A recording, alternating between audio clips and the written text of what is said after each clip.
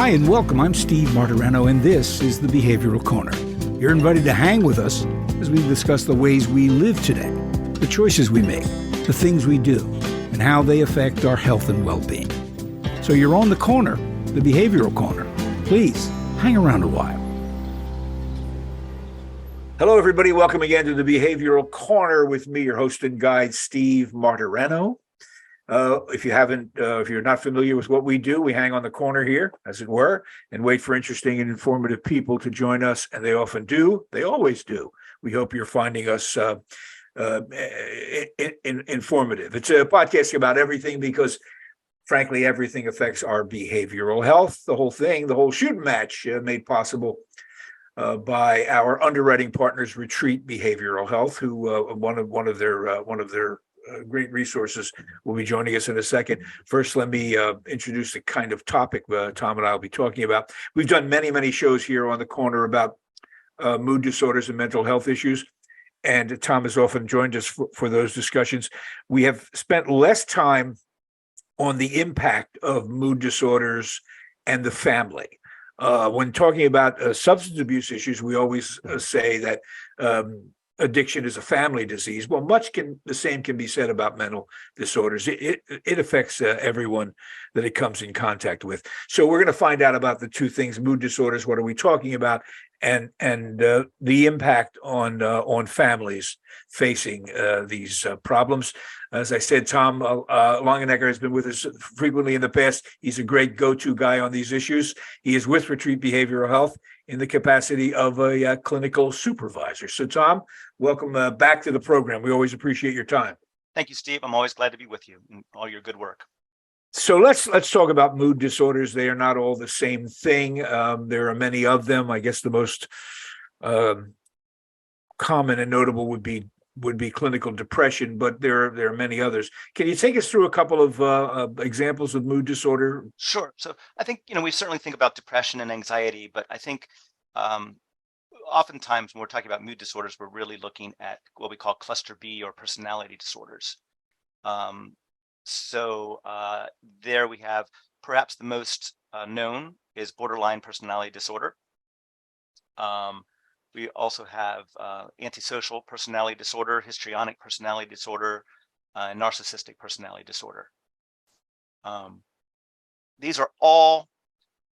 They really all kind of orbit around a hub of high energy, being excitable, often just erratic mood changes.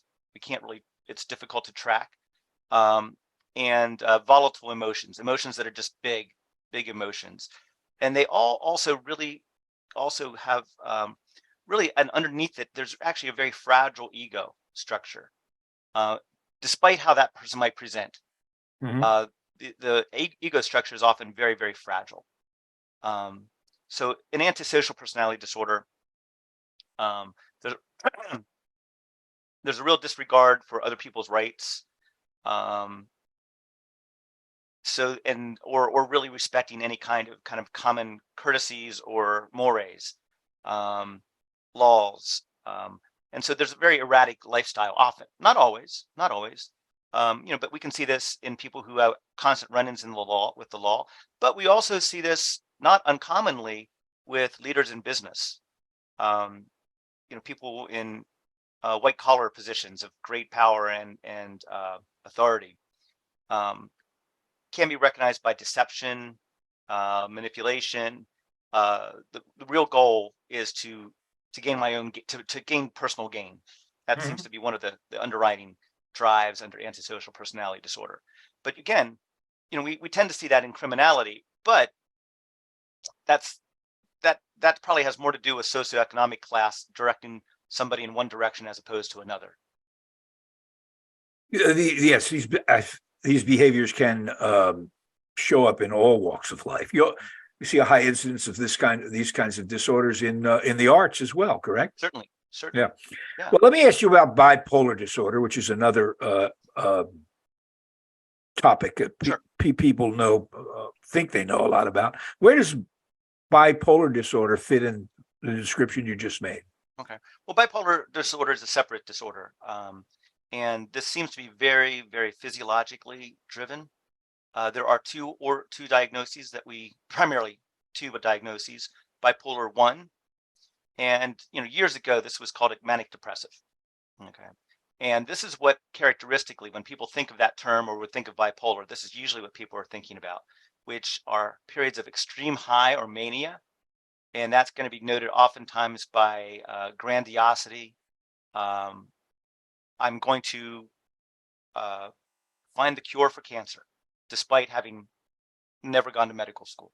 Mhm.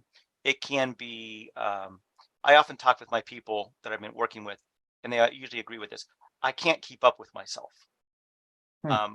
My energy is just going too fast, too much for me to keep up with, but I like it. Okay.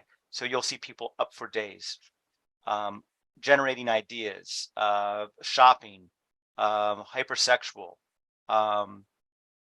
and cannot really keep up with themselves. They're just being driven and motivated so quickly. And the other side of that then is deep depression.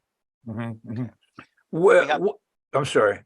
Then there's bipolar 2, which is really not just a milder form of bipolar. It really is a different kind of bipolar, and that is noted by less. The mania is not as high. It's usually we call it as hypomania, but the depression is distinct. And the challenge with the biggest issue with bipolar 2 is people tend to have more of those periods, more of those episodes, which is very, very wearing on the body and the psyche and the family. I cut you off earlier, Steve. No. I was just wondering, what do we know about the brain chemistry of these episodes? What's going on when you say in the manic state, Mm-hmm. and you characterize the behavior? Mm-hmm.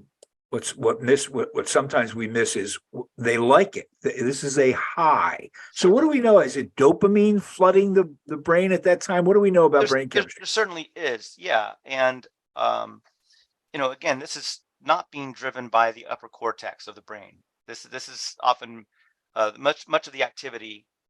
Well, that's maybe not quite fair to say, but it does seem, to my knowledge and my reading in the area, that it is really driven by more primitive forms, like deeper parts of the brain that are driving this energy. But yeah, it's certainly, and it's enjoyable for the most Mhm. part. It's very enjoyable, and so that's the attraction. That's why people will often go off their meds, because it's enjoyable. Yeah.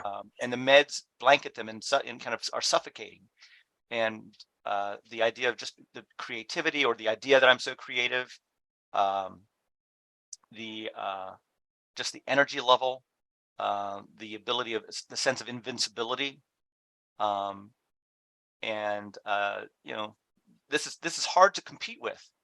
And there's often a disappointment, a deflation, a grief that people experience when they come out of that manic episode.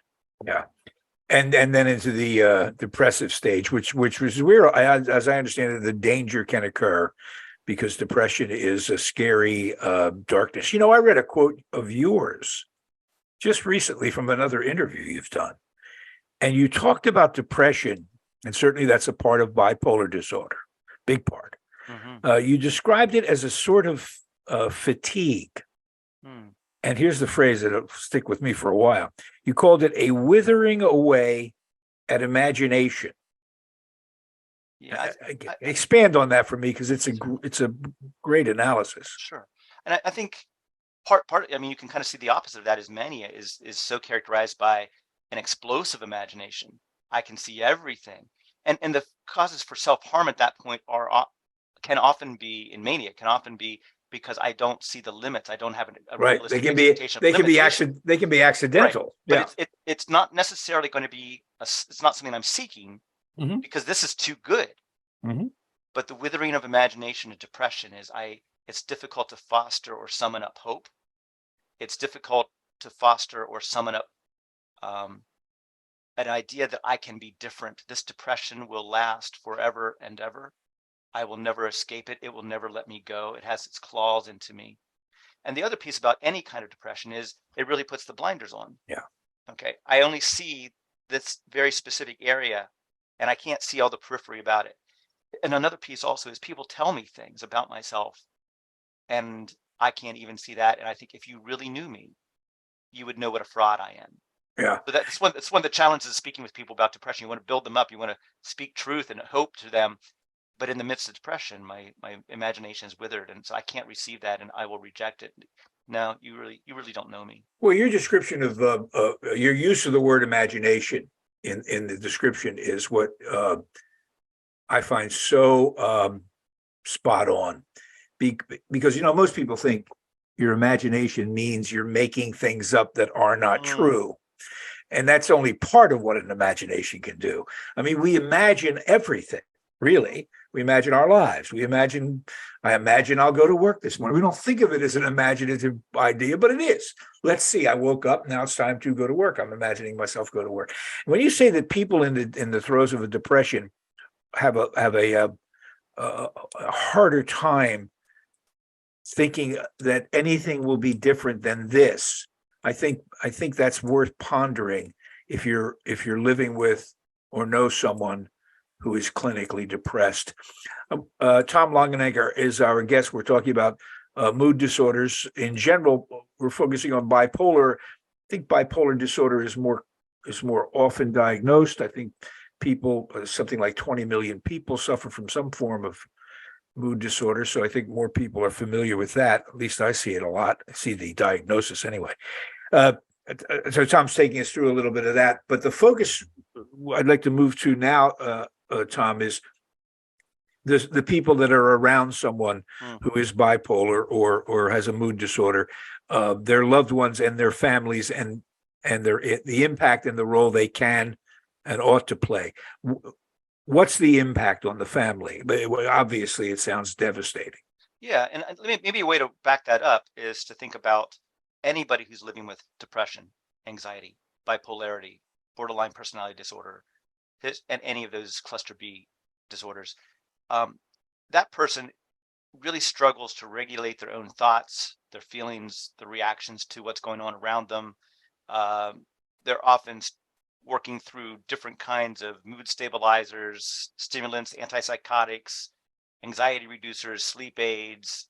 And so they're living in this world where this is what I need to do to somehow regulate myself to be able to get the things that I most want. So, imagine I struggle every day with just having kind of normal relationships, being able to trust, develop viable friendships. I'm plagued by jealousy, constant fear of abandonment. I react to any signs that somebody's going to step away from me. There's a lot of shame and then a lot of desire to escape the shame. And you recognize that there are psychiatrists who avoid giving some of those diagnoses, like a borderline personality disorder diagnosis is a difficult one to have because other clinicians might be very tempted not to want to work with somebody. So that kind of abandonment is real, and so much of what people are living with is just a lot of misery. And then families, that's what the person with the diagnosis who's living with this reality is living with, all that fear. But so do those who love and are around those people. So, there are support groups for everything in our culture. Most of them are very helpful for people who need, a community of like-minded people. And we can go through, and we should here now, a number of things that people in relationships with, mood disorder folks should and shouldn't do. Certainly. And I think just to kind of keep it simple, because there's so much we could talk about with this, but one of the key pieces is when there's somebody in my life whom I love and who's in my life and I'm concerned about, it's easy for us to get lost in their world. So one of the key things is to learn how to take care of ourselves. One of the first things to really recognize is my worth is not in that person or that relationship. My worth is always going to be found in living in close connection with my deepest values and the actions that I do because of those values. So being very clear about some core values that you have is really, really key. Yeah. And investing in those. Before you can enter into a relationship with somebody who has. Well, we're usually already in those relationships, but to really reorient and redirect how we are in those relationships. Is these are the things that are most important to me. These are the values that I live out of, and they drive me in different directions. What happens when those values, no matter how positive attributes they might be taken by themselves, what happens when those values and beliefs are in opposition to the disease of a mood disorder? I mean, things like hard work and moderation are all core values that are good, but you're not often in, going on with someone. How do you reconcile those two things? And I think that is a perfect way to look at that, because, Steve, you're going to say, I value hard work. I value regulation. This person in my life, that doesn't seem to be the things, their behaviors don't suggest that's what they also value. Okay? Whether they do or not is a different story, but their behaviors don't. But the key here is, but I do. And so in my own life, I value hard work. I value regulation, because it's important to kind of build that core, so that I am, obviously they're not set in steel. Okay. Obviously we move, but that's what is going to direct my drive, my actions, where I'm going. Okay. And the other thing is to recognize, one of the best ways to find out what really means something to us is when we betray that value, and it hurts. Yeah. That actually tells us that was important to me. In the past, when we've discussed helping family members and loved ones who have substance abuse disorders, the metaphor often used was you must be careful when you approach someone who's drowning, even though you're a very good swimmer. Unless you know what you're doing as you approach the problem, the drowning person can take you with them. Certainly. Most life-saving courses will tell you that. Same thing here. I understand that. And obviously, it makes sense, because you can't help anybody if you're in trouble yourself. But as a clinician, as someone who's treating the other side of that equation, the sufferer, the person, in depression or bipolar problems, again, what if the family and the loved ones view that behavior that's antithetical to their beliefs and values as willful and not necessarily pathological? They just don't think it's a disease. They think you're A, wacky, B, lazy, selfish. As a clinician, what do you tell your patient about how to deal with that? Well, some of the reality is, no matter how much education, no matter how much family counseling we're involved in, some people might never get it. And that is sad. And that is something you're probably going to have to grieve and recognize. I don't have the family involvement that I wish I had.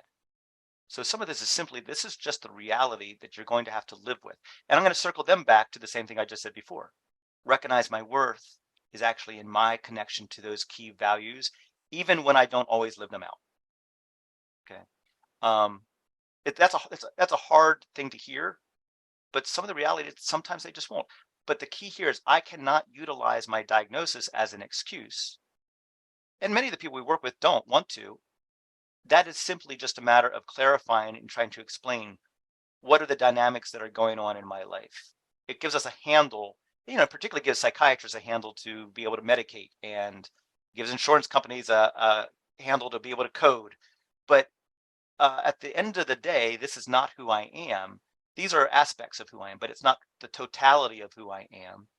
And my task is, how do I live my life, my most meaningful life, in the midst of this confusing world that I live in, and relationships with my family that maybe they'll never understand me. Have you ever had the occasion, as a clinician treating somebody with a mood disorder, to say to a family member who is just stuck in I don't get what's going on here, and it's making me angry and hostile, that behavior, while understandable, is regretful as well, and also dangerous? Have you ever had? I mean, it is dangerous for a family member to resist the notion that their loved one is ill. Yes, it is, because so much of the issue many families have is I don't understand why. Why is this child that I raised? Why is this parent that I grew up with? So there's a lot of confusion. There's just a lot of like throwing your hands up in the air, like, why? How did we get here? I think one of the ways, at the end of the day, though, families are often on the same page, which is they desire connection, they desire understanding, they desire being included and involved with one another in some way. How we get there, and Mhm. it's messy. It's not going to look like what we perhaps would have painted. But I think again, the connection to values. Another one is boundaries, and um, and that's where I begin and where I end. What do I have to offer? And I would think that for families, that's something that's imperative to talk about because the person who's struggling with mental illness is usually struggling with the fear that they're going to be abandoned. Mhm. And so that conversation is, honey, this is I'm not abandoning you. This is how I can be able to be available to you. Yeah. These are things I need. This is what I can give. This is what I can't. This is when I'm available. This is when I'm not. And recognize those boundaries will be trespassed. Somebody's going to run past those boundaries. They're fearful, but they're essential. But the boundaries are the means for people to have relationships when they're consistent. Another piece is for families to learn how to be on the same page and how we relate with each other. Yeah. What about timing here? Is it Mm, is it wise to say to somebody who's struggling with a mood disorder and not getting any support, in fact, getting opposition from their family, hmm listen, your job is to get better, manage your problem. Your family situation is not helpful. Put it over here, hmm put it over there, and then work on yourself. You can always circle back and straighten that out. Does that? Pacing, yeah. Part of this is for a person when you receive a diagnosis and if that starts to make sense in terms of putting together like these are the patterns and this is why and learning to really become at home with what that means, learning to build some kind of connect understanding of what that means for that to be helpful to you. um, Certainly that's really very much about the person themselves. They have a lot of work to do just in again developing how do I value my own wellness, how do I work at the basic things of valuing wellness and prioritizing my own wellness day by day. Dealing with our families, that will happen at some other case. I mean, uh, we're working on just how we deal with phone contacts and family contacts here. Literally, it's often helpful not to have deep, invasive conversations with families at this time. I barely understand it myself at this point. If I'm the patient, how do I expect my whole family to come along at the Sure, same page? sure. And so yeah, pacing that across time, realistic expectations are they're very difficult because we want so much. We want Yeah, so much from others. I'm in pain. I'm hurting. Why don't you see that? Why don't you acknowledge that? Is understandable, but kind of like, it's fruitless. I mean, they just don't see it. They just don't see it that way. Finally, we've skirted around the issue of uh, drugs in the Mm, treatment of mood disorders, which is very common. And it's always struck me as more of a art than a science. I What do think you tell people who get frustrated that they keep changing their meds and it doesn't seem to be working? and I think this actually points to the necessity of good psychiatry. People who can track and recognize how one drug is interacting with another drug. I will tell our people sometimes, unfortunately, you are your own guinea pig. There are broad trends in terms of how uh, psychopharmacology works with different people, but there are also intricacies that this is just how this affects this one person. It's another thing why good diagnosis is important because Yeah, there's a huge difference in how people are treated with bipolar versus people who are treated with depression. In fact, treating depression can spur episodes of bipolar if you have the wrong meds. So it part of that again, it's going to require patience where we're lacking in patience to start with because again, right. so much of this is misery. Yeah, But yeah. but again, I just want to point out that is one of the reasons I think good psychiatry is so essential. People who can work with a person across time, recognize the patterns, how are these meds interacting with one another, how this was effective for this period of time, and now we're seeing that it's no longer as effective. That's why stamina and that kind of relationship is really key. I think another key thing again, just to kind of deal with families is, being connected to values, having clear boundaries, trying to be on the same page. And the other is to be able to reach out to the family member, reach out to the person with the diagnosis. The fear so much of the time is I'm going to be abandoned. I'm going to be left behind.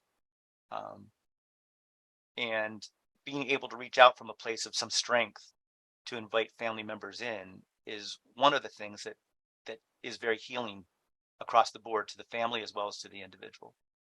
Yeah, it is. It is a tough knot to untangle. It really, really is. This is you're playing the long game here. Then we know that there are no, magic bullets or quick fixes. Tom Longenecker from Retreat Behavioral Health, clinical supervisor. Thanks a lot, Tom. You're with us so often. I feel like you're a co-host here. Appreciate it. Just finally, this thing about good psychiatry, good diagnoses. What's the best way to find a good clinician or therapist? You just have to be lucky, or what? There might be some luck to go with that. I think one of those, one is to tap any of your resources. Sometimes that's just by what's the word on the street, who are other people talking about. But your own clinician, if you're working with a therapist, they might have some references for you as well.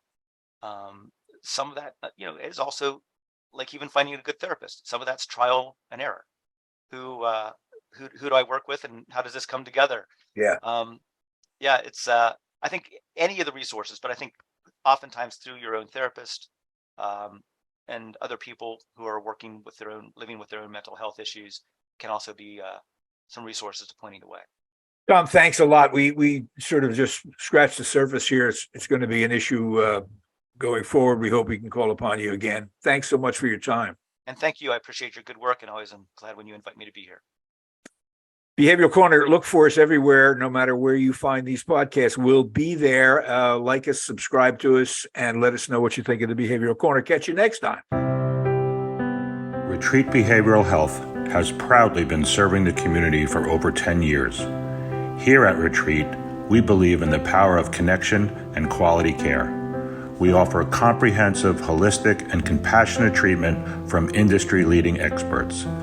Call 855-802-6600 or visit us at www.retreatbehavioralhealth.com to begin your journey today.